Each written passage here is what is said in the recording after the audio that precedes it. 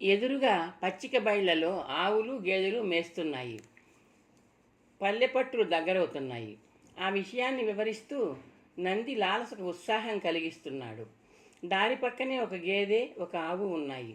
గేదె మీద ఒక కుర్రవాడు, ఆవు మీద ఒక కుర్రవాడు కూర్చున్నారు. ఇద్దరి చేతులలోనూ సన్నటి బెత్తాలున్నాయి. తమ మూపుల మీద కాపరి కుర్రవాళ్ళు కూర్చున్న విషయాన్ని పట్టించుకోకుండా గేదె, ఆవు ఏకాగ్రతతో పచ్చిక మేస్తున్నాయి. తమ వైపు వస్తున్న కుర్రవాళ్ల దగ్గరగా ఆగి నంది చిరునవ్వుతో చూశాడు. ఎవరు మీరు? గేదె మీద కూర్చున్న కుర్రవాడు తలపాగాను ఒక చేత్తో సర్దుకుంటూ అడిగాడు. మీరెవరు? నంది నవ్వుతూ ప్రశ్నించాడు. నేను యమధర్మరాజు, గేదె కుర్రవాడు అన్నాడు. నేను శివుడు, ఆవు కుర్రవాడు అందుకున్నాడు. నంది, లాలస పక్కున నవ్వారు. మరి నీ వాహనం దున్నపోతు కదా, గేదెనెక్కావే? నంది అన్నాడు. నేను నిజం యమధర్మరాజును కాను గదా. అందుకు కుర్రవాడు తెలివిగా అన్నాడు. నేను అంతే, నిజం శివుణ్ణి కాదు. అందుకే ఎద్దును ఎక్కకుండా ఆవునెక్కాను. రెండో కుర్రవాడు అన్నాడు. మీది ఏ ఊరు? నంది అడిగాడు. పెద్దకొండపల్లి, గేదె కుర్రాడు సమాధానం చెప్పాడు. ఇది ఏ రాజ్యం నాయనా? లాలస ఆవు కుర్రవాడిని అడిగింది. ఇది అంటే మాది సారంగ రాజ్యం, కుర్రాడు అన్నాడు. కొంచెం దూరంలో గంటల చప్పుడైంది. నంది తల తిప్పి చూశాడు. రెండెడ్ల బండి వస్తోంది. ఎడ్ల మెడలోని గంటలు గలగల మ్రోగుతున్నాయి. మీరెవరు? గేదె కుర్రవాడు అడిగాడు. మాది పక్క రాజ్యంలే, నంది అన్నాడు, బండి నొగల మీద కూర్చున్న రైతును చూస్తూ. కాసేపట్లో బండి వాడి దగ్గరగా వచ్చింది. నంది చెయ్యెత్తి ఆగమన్నట్లు సైగ చేశాడు. రైతు పగ్గాలు లాగి బండిని ఆపి ప్రశ్నార్థకంగా చూశాడు. ఇది సారంగ రాజ్యమని చెప్పారు పిల్లలు. సారంగ రాజ్యం కళింగ రాజ్యానికి సామంత రాజ్యమా? నంది అడిగాడు. సారంగ రాజ్యం స్వతంత్ర రాజ్యం నాయన. పాడి పంటలతో సుభిక్షంగా వీరసైనిక బలగాలతో సురక్షితంగా ఉన్న రాజ్యం. చిన్నదైనా మాది సామంత రాజ్యం కాదు, రైతు సగర్వంగా అన్నాడు. రాజధాని? రాజధాని ఆనందసాగర నగరం. కొంచెం ముందుకు వెళ్ళి ఎడమకు తిరగండి. ఆగకుండా నడిస్తే చీకటి పడే వేళకు నగరం చేరుకుంటారు. 1 యోజన దూరం అంతే, రైతు వివరించాడు. బండి ముందుకు సాగింది. నంది లాలసను చిరునవ్వుతో చూశాడు. దారి తెన్ను తెలియకపోయినా శత్రురాజ్యాన్ని దాటేశాం. పడమటి ఆకాశం సంధ్యారాగంతో అందంగా కనువిందు చేస్తోంది. ఆనందసాగర నగరం ఆ రైతు చెప్పినంత దూరం కాదు, దగ్గరే. సూర్యుడు గూటికి చేరకముందే నగరద్వారం చేరుకున్నాం. నంది ఎదురుగా ప్రత్యక్షమైన మొగసాలను చూస్తూ అన్నాడు. రత్నకటక నగరం వదిలాక మనుషుల్లోకి రావడం ఇదే మొదటిసారి, లాలస అంది. ఆమె కంఠంలో ఏదో ఊరట ధ్వనించింది. ఇప్పటిదాకా అరణ్యంలో కలిసిపోయిన మనం ఇంక జాగ్రత్తగా అజనారణ్యంలో కలిసిపోవాలి. నంది? లాలస పక్కనే నడుస్తూ నంది వైపు చూస్తూ అంది. నంది తల తిప్పి ప్రశ్నార్థకంగా చూశాడు. నగరంలోకి వెళ్ళగానే కామరూప నగరానికి దారి ఏటో తెలుసుకుంటావుగా? లాలస ఆశగా ప్రశ్నించింది. తెలుసుకోవాలిగా, నంది నవ్వుతూ అన్నాడు. అంతేకాదు, ఏ దారి ఎటు వెళుతుందో కూడా తెలుసుకోవాలి. లాలస అర్థమైనట్లు తల పంకించింది. మొగసాల కింది భాగంలో దానికి అడ్డంగా లావుపాటి కొయ్య ఉంది. 2 వైపులా అరుగులున్నాయి. అరుగుల మీద 2 భటులు కూర్చుని ఉన్నారు. ఒక భటుడు అరుగు మీద నుండి దిగి లాలసను నందిని సమీపించాడు. ఇద్దరిని విడివిడిగా యగాదిగా చూశాడు. యాత్రికుల్లా ఉన్నారు. ఏ దేశం? నిర్లక్ష్యంగా ప్రశ్నించాడు అతను. కర్ణాటక దేశం సోదరా, నంది చిరునవ్వుతో అన్నాడు. ఆతిథ్య సుంకం చెల్లించాలి. ఆతిథ్య సుంకమా? దేనికి? నంది ప్రశ్నించాడు.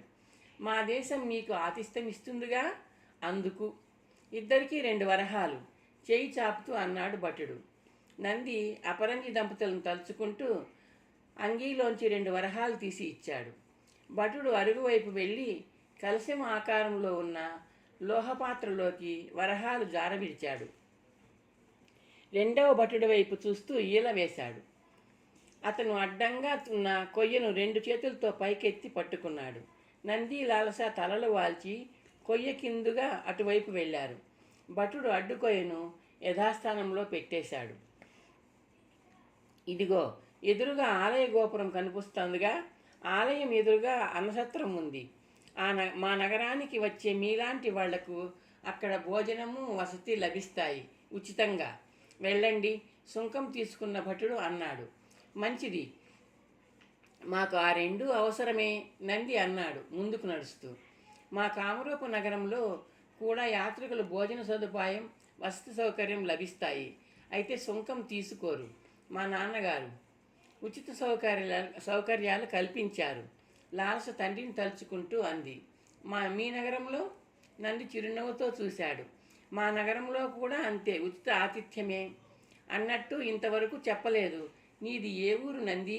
లాలస కుతూహలంగా అడిగింది. నంది నిట్టూర్చాడు. ఆమె కళ్ళల్లో నిదానించి చూశాడు. నాది ఒక ఊరు కాదు, ఏ ఊళ్ళో ఉంటే అదే నా ఊరు ఉన్నన్ని నాళ్ళు. అదేమిటి? అది అంతే, నాకు పేరుంది, ఊరు లేదు. సమయం వచ్చినప్పుడు అన్నీ చెబుతాను. పద వెళ్దాం అన్నాడు నంది.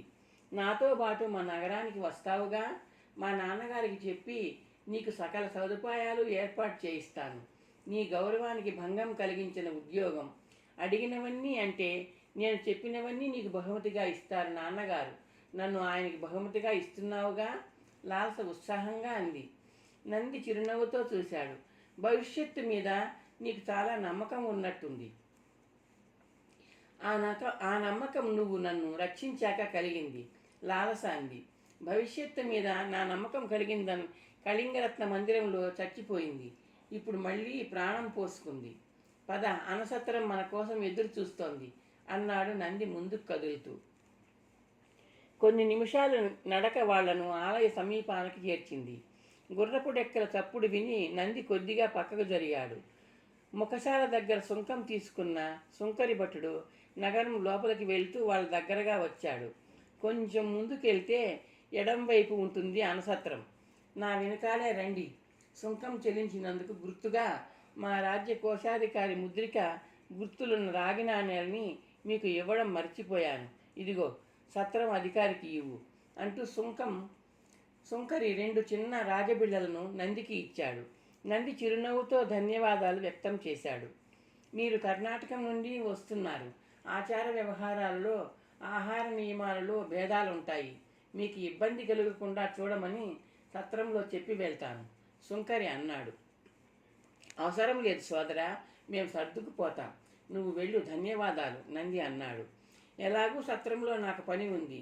ఇంట్లో దీపం పెట్టే దిక్కు పుట్టింటికి వెళ్ళింది. రాత్రి భోజనం మూట కట్టించుకు వెళ్ళాలి. ఈ సందమ్మట బాగా లోపలికి రావాలి. వంటకాల గుమగుమలు స్వాగతం పలుకుతాయి. ఆవరణం ముఖద్వారంలో పెద్ద శిలాతోరణం ఉంటుంది. రండి అంటూ సుంకరి గుర్రాన్ని అనసత్రం వైపు మళ్లించి వేగంగా వెళ్ళిపోయాడు. సుంకం తీసుకున్నాడు. అతిథి మర్యాదలు చక్కగా చేస్తున్నారు. నంది చిన్నగా నవ్వాడు. అవును, లాలస అంది. ఉన్నట్టుండి ఆలయంలో గంటలు మ్రోగడం ప్రారంభించాయి. ఇద్దరూ అప్రయత్నంగా ఆలయం వైపు తిరిగి చేతులు జోడించారు. నంది, వెళ్ళి దర్శనం చేసుకుందామా? లాలస అడిగింది. నడిచి మనకి మురికి కొట్టుకుపోయి ఉన్నాం. ఉదయం స్నానం చేసి దర్శనం చేసుకుందాం పద అంటూ నంది అన్నసత్రానికి తీసుకువెళ్ళే సందువైపు నడిచాడు. అన్నసత్రం శిలాతోరణం ముందుకు చేరేసరికి చీకటి ముసురుకుంది. సుంకరి గుర్రం మీద ఎదురుగా వస్తున్నాడు. అతను ఇందాక చెప్పినట్టు గుమగుమల గాలిలో వ్యాపిస్తున్నాయి. వెళ్ళండి, సారంగ సామ్రాజ్య ఆతిథ్యం స్వీకరించండి అంటూ గుర్రాన్ని ముందుకు పోనిచ్చాడు. శిలాతోరణానికి కొంచెం దూరంలో ఉంది సత్రభవనం. ద్వారానికి 2 వైపులా 2 దివ్యగూళ్ళు ఉన్నాయి. ఆ గూళ్లలో దీపాలు వెలుగుతున్నాయి. గాలికి స్పందిస్తూ దీపకళికలు స్వాగతం పలుకుతున్నాయి. నంది, లాలస సత్రం వైపు అడుగులు వేశారు.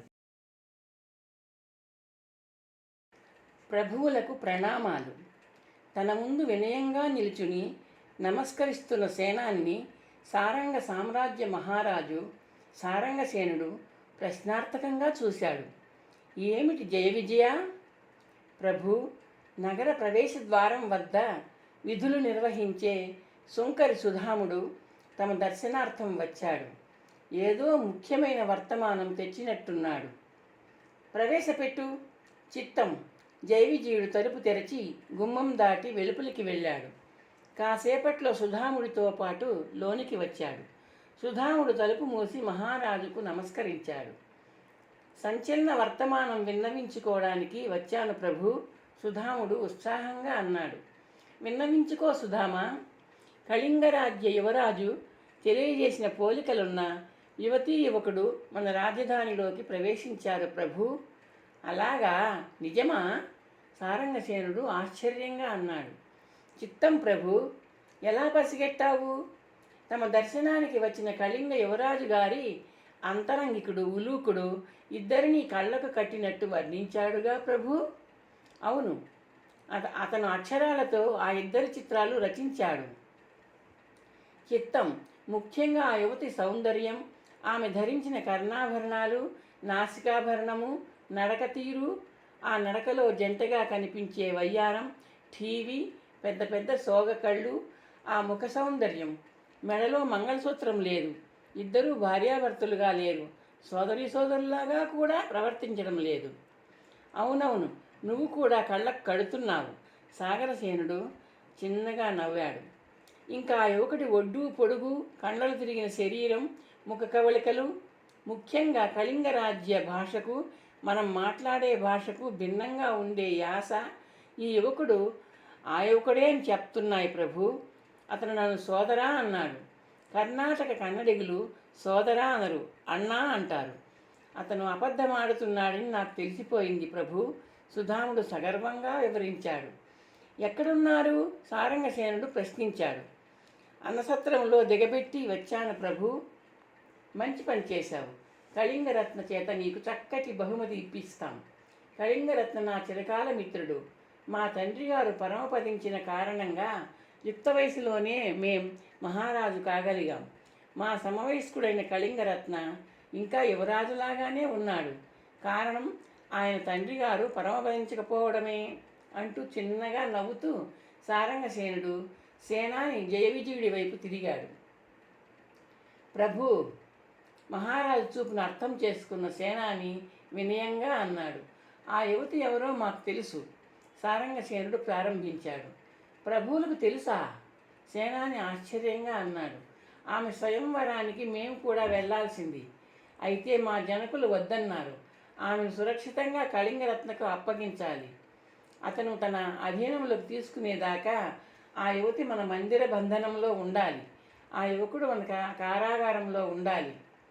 ప్రతిఫలంగా మన కోశాగారానికి కళింగరత్న సువర్ణాలని, రత్నరాసుల్ని కానుకగా ఇస్తాడు. వాళ్ళిద్దరూ వెళ్ళిపోకముందే బంధించండి.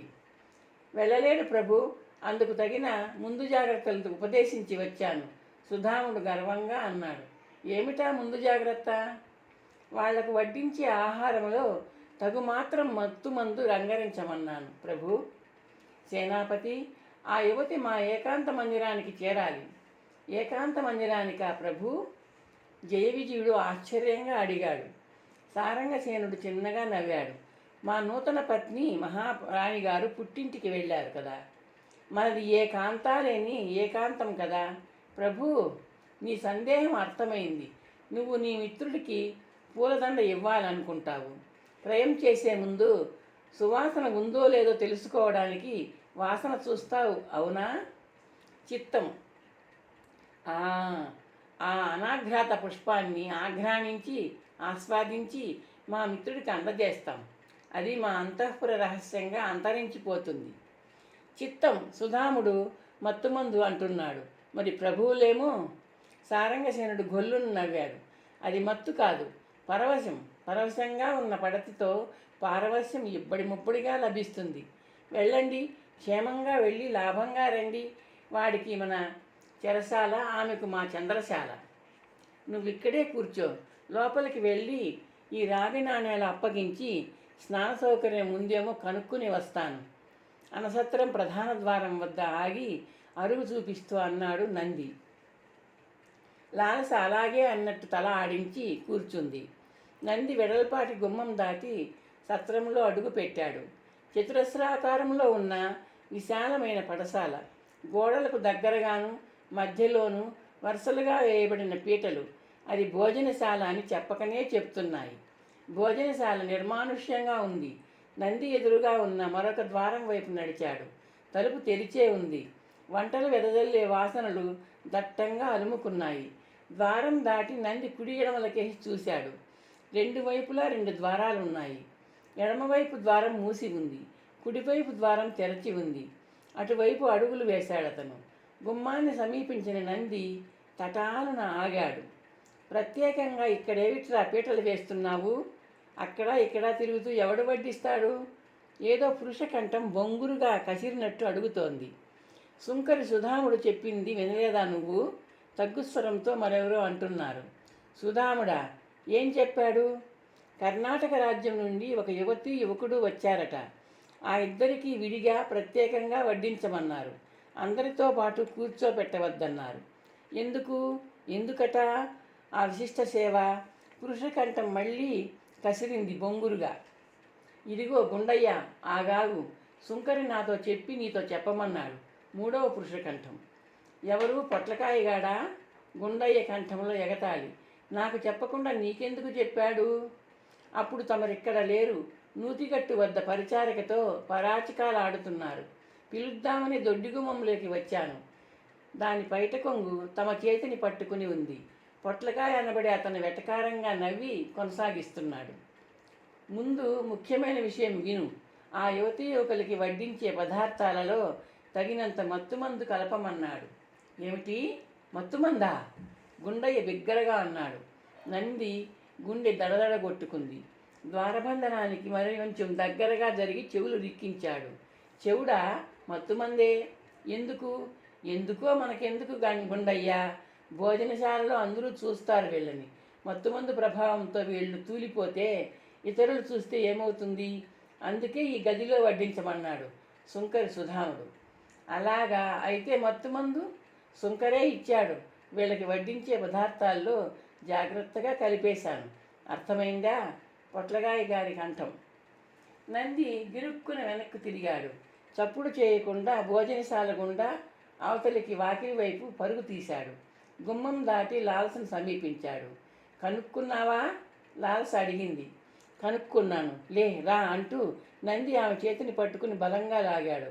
లాలస ఆశ్చర్యంగా చూసింది. నంది, ఇటెక్కడికి? మాట్లాడకు రా. నంది లాలసను బలంగా లాగుతూ భవనం పక్కకు పరుగు తీశాడు.